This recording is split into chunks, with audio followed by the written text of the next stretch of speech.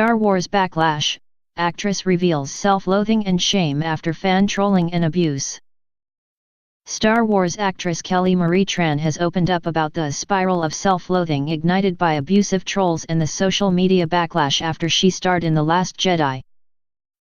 The Last Jedi was followed by a staggering backlash which divided the fandom and had drastic repercussions for Solo, a Star Wars story, the planned Obi-Wan Kenobi spin-off and potentially even Episode 9. A particularly unpleasant aspect was the abuse directed at Tran. She was the first Asian woman to headline a Star Wars movie or feature on a Vanity Fair cover. It should have been something to celebrate. Instead, the actress was bombarded with racist attacks and deleted her Instagram account at the start of June.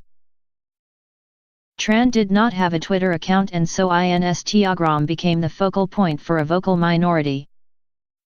Trolls also targeted Tran's Wikipedia page, changing her name to Ching Chong Wing Tong and describing her as stupid, autistic, and retarded.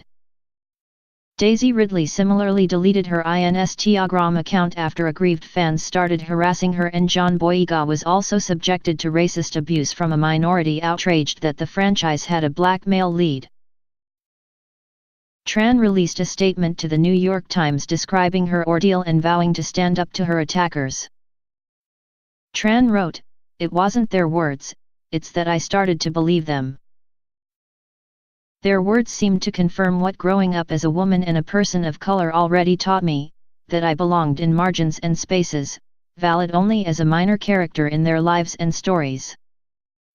For months, I went down a spiral of self-hate, into the darkest recesses of my mind, places where I tore myself apart, where I put their words above my own self-worth.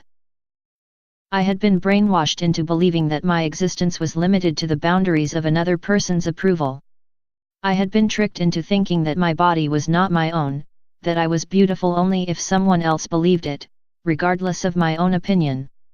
I had been told and retold this by everyone, by the media, by Hollywood, by companies that profited from my insecurities, manipulating me so that I would buy their clothes, their makeup, their shoes, in order to fill a void that was perpetuated by them in the first place.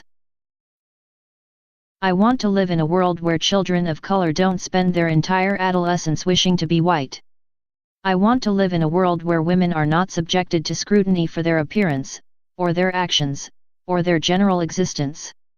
I want to live in a world where people of all races, religions, socioeconomic classes, sexual orientations, gender identities, and abilities are seen as what they have always been, human beings. This is the world I want to live in. And this is the world that I will continue to work toward. You might know me as Kelly. My real name is Lone. And I am just getting started." Read the full article in the New York Times.